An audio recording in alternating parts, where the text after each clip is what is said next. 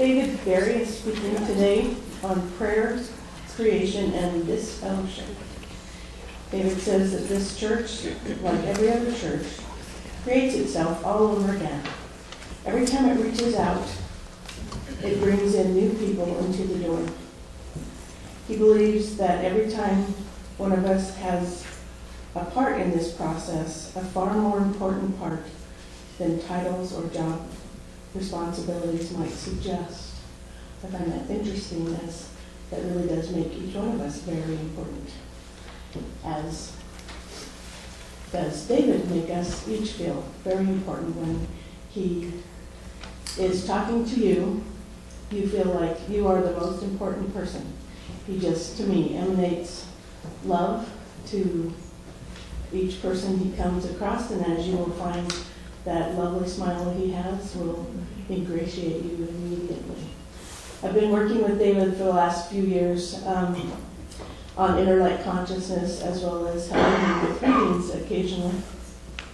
And I've just always been privileged to be in that energy when he's reading the Akashic Record, and always amazed at the information that comes out, a wide span of very detailed information, like do 1, 2, and 3, and that will help, or simply a conceptual idea of what that person's purpose in this life is.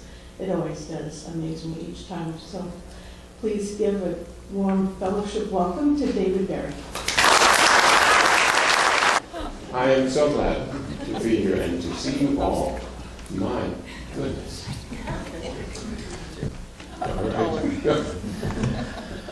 Oh, well, I gave myself such a big tap, and I'm a little in awe myself. Creation. I don't have a cosmogony for you. You know, I read Alice Bailey's. Oh, Lord, I read a couple of others that are escaping me now, and I didn't even actually comprehend Genesis. You know, I do my best. I've felt it more from myths than anything else, because of course myths come alive. What should I do? Closer. No. We'll adjust it. It's the adjustment. We'll adjust it. You're adjusting it. Okay. I've felt closer to myths than any other because, well, they come alive in my dreams. And they guide me, and I feel connected to something that goes all the way back and all the way ahead. God, that's a big subject when we have a church to make alive and each other to love. And I have to say this. You feel so together. Oh, Let it be what? Let it be so. But yes, what a growth. Just, well, I've been coming back now for 3 or 4 years. Golly, all these faces and all this energy and all this affection, I'm blown away every time. Creation, it's, Edgar Casey said we're co-creators. Boy, did he pack a huge message in a few words when he said that. And he said it over and over. I think each time we step up and say, yes, give me a piece of the world and I'll create it new again. We're co-creators. Even if we don't know God's name, even if we think we don't pray, we all do. We all create it. We know, most of us in this room are parents. There is no better opportunity for creation than to bring a child into this world, even this world, as we have it. Yesterday on NPR, I heard there are now fewer people at war on this planet than there ever have been before. Golly, that's good news. It doesn't feel like that when we open the newspaper. That is good news. Our creation, right here in Virginia Beach, and in this Tidewater, to me still this very special area. is healthy. It's healthy right now. Less touched by the Great Recession, less ravaged by the weather, flourishing in a lot of spheres that I have nothing to do with and almost no knowledge of. It's a joy to come here. That's creation. I want to talk about a particular creation story. And as I always do, I'm going to bring it down to one person. And this is a person whom I met for the first time when I did a reading for her. She had had a crippling illness in childhood and wore braces for a number of years, left those braces behind, and then that disease announced itself around her 60th birthday again. So she, actually I didn't realize this till this minute, we're speaking about this on her birthday. This was her birthday in 1949. You know, the readings I do, I was taught by Paul to begin with the description of a book of life. Not just the Akashic record, but that individual's Akashic record and its appearance. It's like the opening notes of a symphony. It sounds a theme that goes right to the end of the reading. And this one was burgundy in color, with a velvet-like nap and a band of gold around it. And then the actual text of the reading went on to say, this book's appearance speaks to an incarnation invited and shaped profoundly by prayer. First of all, the prayer of the parents, which is recorded here, breathe that new creation in. If you want to, reach out your hands and wrap your hands around your new creation and draw it into your being. You've just taken in the strength, the imagination, the power to manifest what you have created. And I know you folks, you will share it.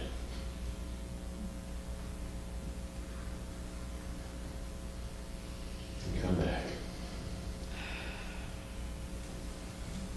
Take a minute to come back. Sometimes it's a long journey. Isn't that wonderful?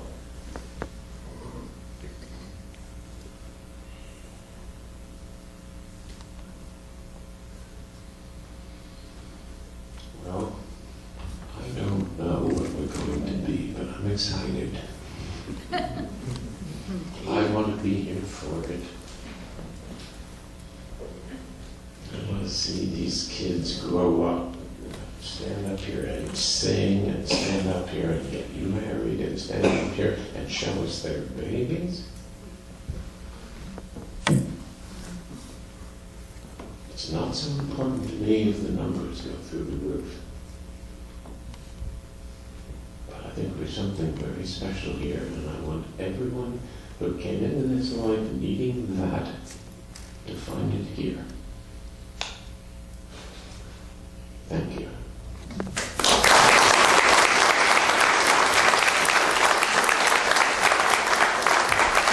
And the emblem of this book's cover, because that prayer, though outwardly was thoroughly conventional, was true in spirit, and offered up in joy and grace. And these are the two themes of this lifetime. They were, from the moment of that prayer, even prior to conception. We're talking today about life purpose.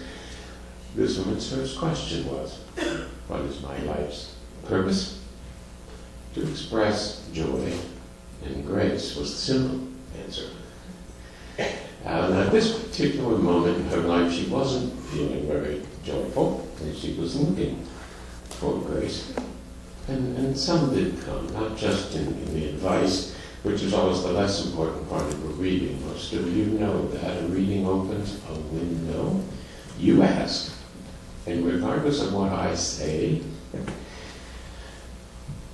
the act of your asking and taking it to the record opens a window, and the light pours down on you and continues to pour down on you and your seeking causes you to grow and cooperate anew in spirit. I must say, regardless of whether you apply the advice or not, and that's a good thing, because very few people do. Well, I'm getting used to that. It's all right. What happens in spirit is what counts, and spirit doesn't leave you alone. And people do, at least here in Virginia Beach. They get clear before they come and they ask for a reading, and she did. Now, she was worried about her legs, and they had created some symptoms in the rest of her body. As we went through the scan, the body scan, and the reading came to the heart. And this is what she got. This heart's unusual. We don't see a disease condition at all. How shall we put this? We do see a heart that beats quietly, with sufficient energy and sufficient force. But this is a heart with a deep preference for serenity. It's reflected in the heart's structure in the body, in the nerve supply from the cardiorespiratory center, producing her orientation to life.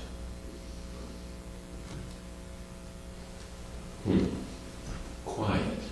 And this is a retiring person. People think she's shy, but she's not actually shy, but she doesn't enjoy gossip or conflict or the back and forth that most of us kind of take as the daily round. And so you don't see her out in public a lot. Her home is lovely. Her family is lovely. Her marriage is lovely. All three things. What a gift, eh? And the reading went on to say, settle in this heart we've just described, the one whose structure is described in greater detail elsewhere in this reading. And this heart will enable you to apply these simple instructions, and for simple instructions, and they will work. They'll work as surely as your heart has worked to make this life that you have. There was another part. And today it's really relevant, and I'm not sure why, so let's see what develops. She was told, we're going to go far afield for a minute. This is a soul that aimed to experience life in an extraordinarily sensitive body for a reason. This is a soul directly nourished by the vibrations of earth and forest and untamed water. This is a body directly nourished by these forces, as are the bodies of wild animals, where interference with an active, conscious, learning, and doubting mind is less of a factor than it is in human experience. There's nothing wrong with this mind, but this body was deliberately designed. Well, what we see here is an exquisite bell ringing with the vibrations of earth, water, and plant growth. I did this reading a couple of years ago, and I have stood here in front of you all and said, we need to reach out to people under 20 and bring them in here. And I've said some things about what those people are like. But since this reading a couple of years ago, some of them have come to me for readings. And isn't it, that's a delight for me. And I'm going to paraphrase from another reading. I said, this channel's father came with his generation, born just after World War I, knowing they had to save European culture from the forces of totalitarianism. And knowing with it planting knowledge, they had to save the world from the future marked by the machine gun, poison gas, and the intercontinental bomber. And they did. And this channel's generation came knowing that we had to disarm and reach out to the world and not see ourselves as so special, but to share our wealth. And your generation has. And the generation of this young woman before you has come to make a new harmony with the plants, the fields, the animals of the earth, and drawing on the oldest Atlantean knowledge, especially the creatures of the sea. Now, I've heard that not once or twice, but a dozen times in the last year. That's the new Age. I'm learning it too. That wasn't me. Hasn't been me. I only really see it when I walk at night in the woods near my house. And I'm a beginner out there. Okay, walking in the woods, I'm a beginner at that. But I see it when I see their records, and it's lovely. It also said to her, because she came, her second question was, why do I feel so much shame? And now I think I'm speaking to a number of us in this church, especially. Shame because as children, most of us were different and didn't fit and didn't find what we were looking for in our early church experience. That would be an understatement for a lot of us, I think. And she was told, you understand, your nervous system is like a plant, not designed for emotional heavy lifting. It was designed instead to live in harmony with the earth and with your brothers and sisters in what used to be called in the 18th century vegetable love. We have poets out there? That phrase was as popular as the phrases we hear in pop songs today. Vegetable love in Shakespeare's time. Love that grew slowly and steadily and was never turned around. Do you understand that? And she whispered, I like that. And she was told, you've lived it. That's the way you love. It just grows better with each passing year. That was written in the etheric system of this body. Do you understand? And she whispers again, and she says, yes. Now, shame. Let's wait. There's a whole volume here. Wow, this is sad. The souls that enter dedicated to this relationship to the plant kingdom were sensitive infants and sensitive children. Not all survived childhood. It was a stressful and a dangerous entry and a dangerous assignment. We don't usually think of the sensitive souls among us as a courageous lot, but they are. They always come to teach a new relationship. They always come hearing what others don't hear. And most of us take all of our lives to find a way to express that, find a way to share it, to fit it into the real challenges which are making a family and making a living and making a community. Not so easy to be sensitive souls. This is the inner child that lived in your emotional body, and it has harbored this shame these many years. We need to replace that shame with honor for the courage it took to volunteer for this assignment, for quite a few did not survive those early years of life.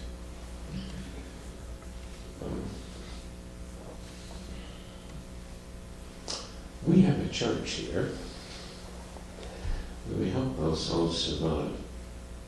Now the new souls coming in, they're alive with what the readings call intimate love for the earth. They're not so vulnerable, not so sensitive. In fact, they're confident and a little cocky. And they feel like they can dive in and take life big chunks at a time.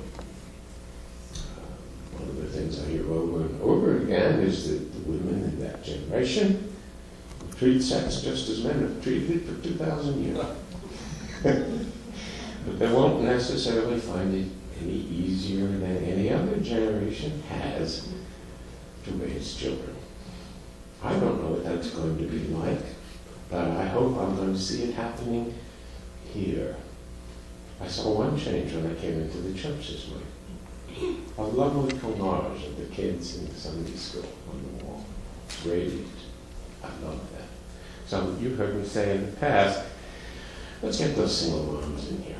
And I guess I probably said it because we're being pushed into poverty by society as we have it now, but there's another side to that story.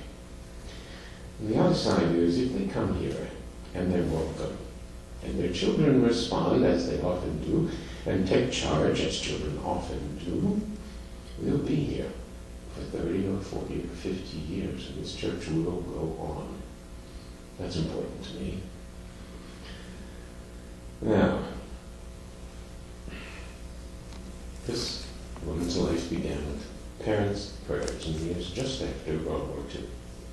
And she was told, your parents are here now, and they look upon you with such pride.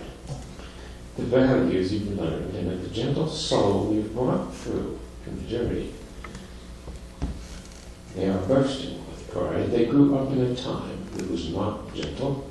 They grew up in a time when warriors were needed and lauded, and mothers were sought to give birth to soldiers. That was not their prayer, and you have fulfilled their dearest wishes. They comes to you every day, and they say, sing to us, and you'll know then that we're there.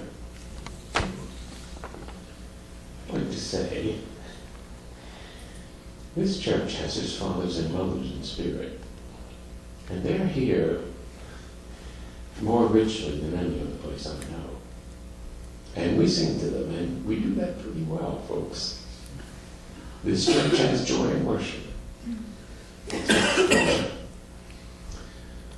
May we never lose it. May it never erode. It's so important. They say sing to us. Elsewhere, further on in the reading, well, actually earlier in the reading, it said, you've never created a home, never created a garden, except we helped. We, your parents. I'm very aware of that. You know, I've become a cook in the last year and a half, and most of you know why. And that thank God for the internet. It's the world's greatest cookbook. It has pictures. Okay, so I've become a cook. And I'll get real personal for a minute. Every now and then, as I'm getting out the pots and pans and thinking, am I going to bring this off? I hear myself singing Stardust, my mother's favorite song, along with most other Americans of her generation. And I relax, I know I'm not alone. I'm making this meal. We're not alone here in this moment, either. So, what are we creating? A church that will endure. A church of a different mold. When this church began, and I've been around, at least 4 of you were here, maybe 6 or more, it was certainly about joy in worship. And if I may say this about Paul, joy in worship often had a Baptist flavor. He loved the old songs, and I never knew anyone who knew the Bible better than Paul.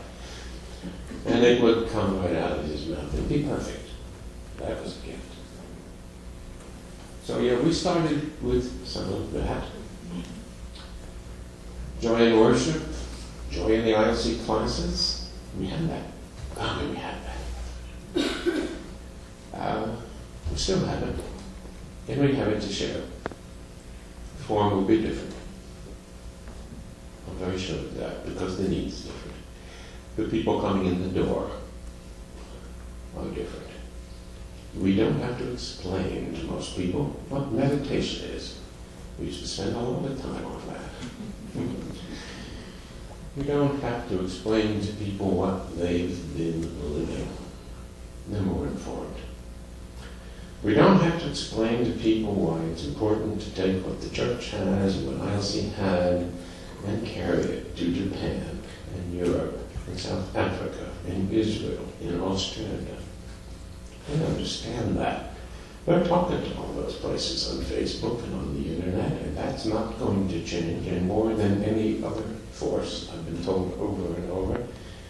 That will produce the dissolving of national borders, of international armaments, of all that conflict.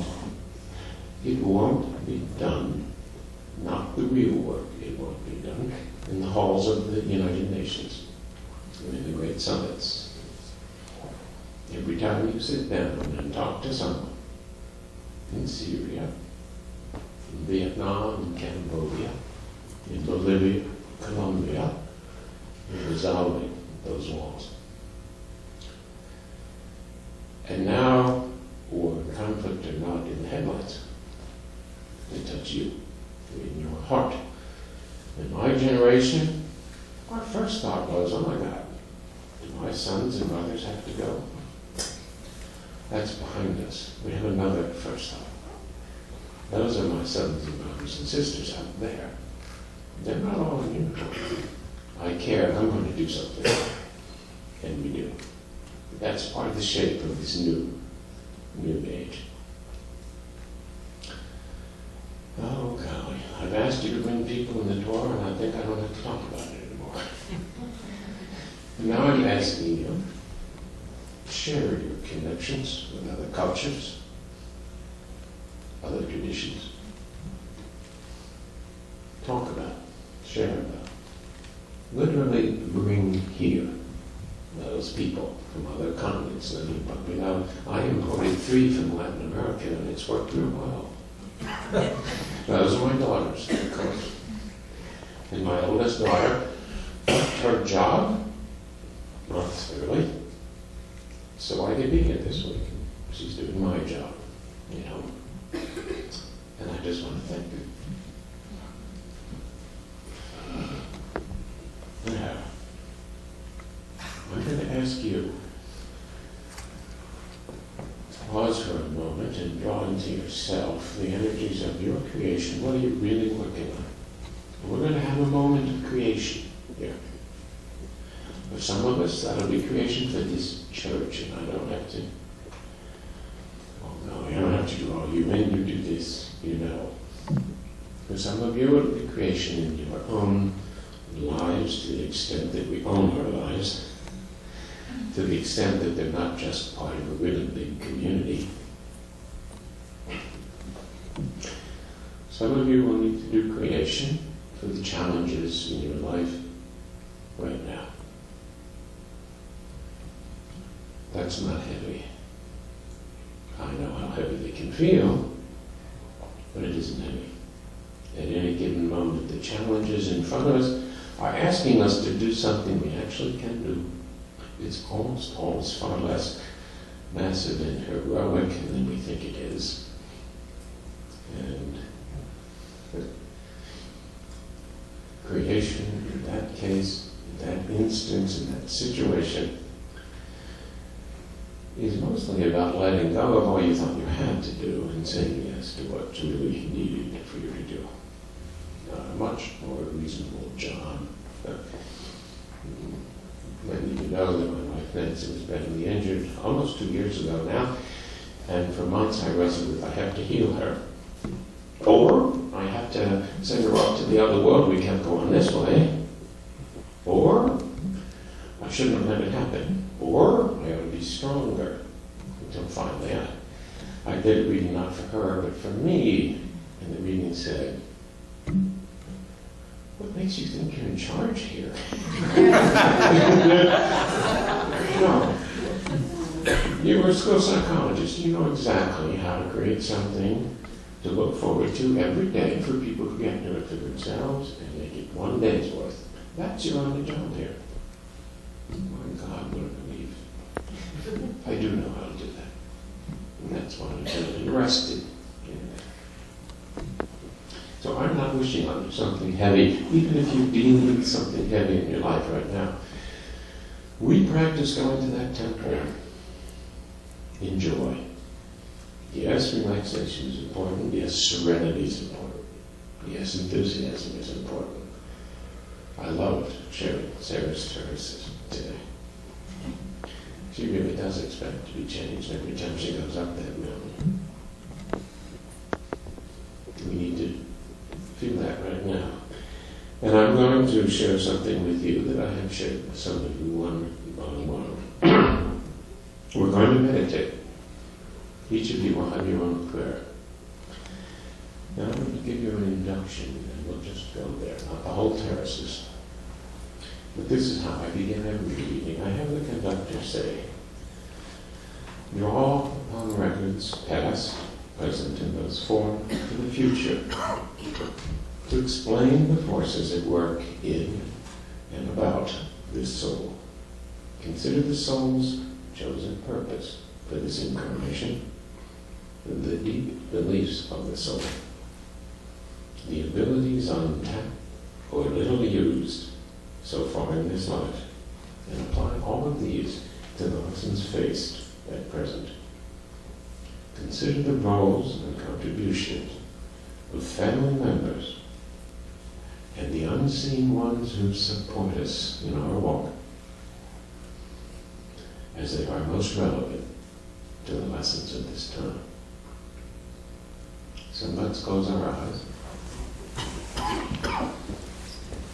Think about where creation is wanted, where we want creation. I don't want to burden you with guilt about where creation is needed, you think.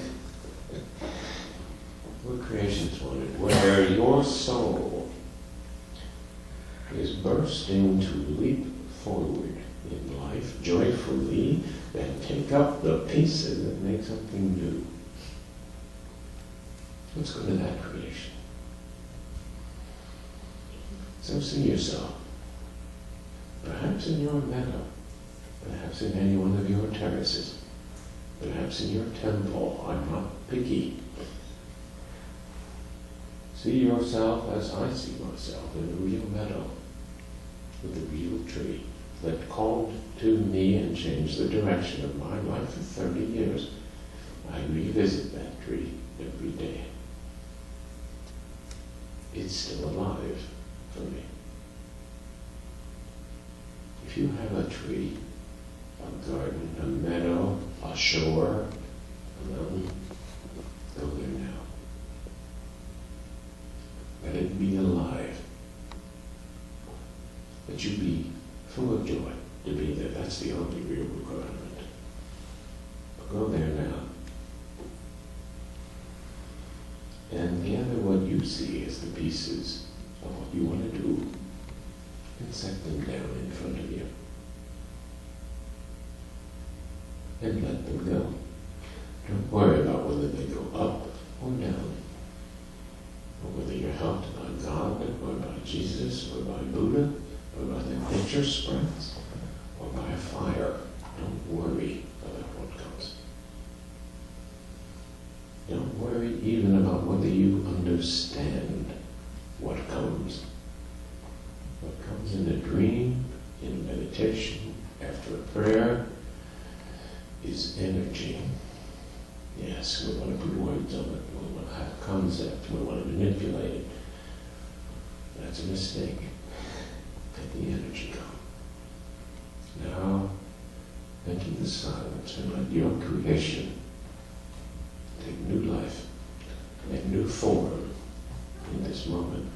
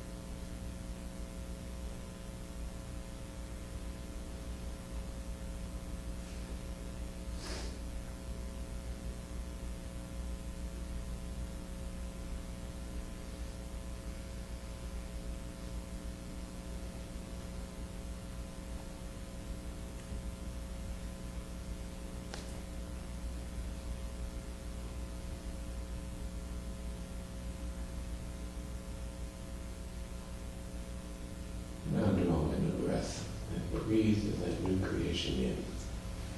If you want to, reach out your hands and wrap your hands around your new creation and draw it into your being. You've just taken in the strength, the imagination, the power to manifest what you have created. And I know you folks, you will share it.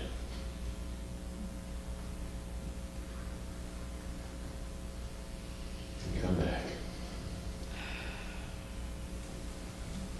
Take a minute to come back. Sometimes it's a long journey. Isn't that wonderful?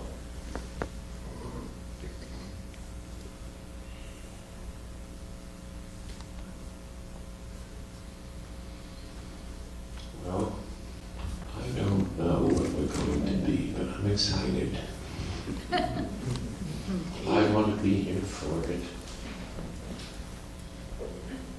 I want to see these kids grow up, stand up here and sing, and stand up here and get you married, and stand up here and show us their babies. It's not so important to me if the numbers go through the roof. But I think there's something very special here, and I want everyone who came into this life needing that to find it here.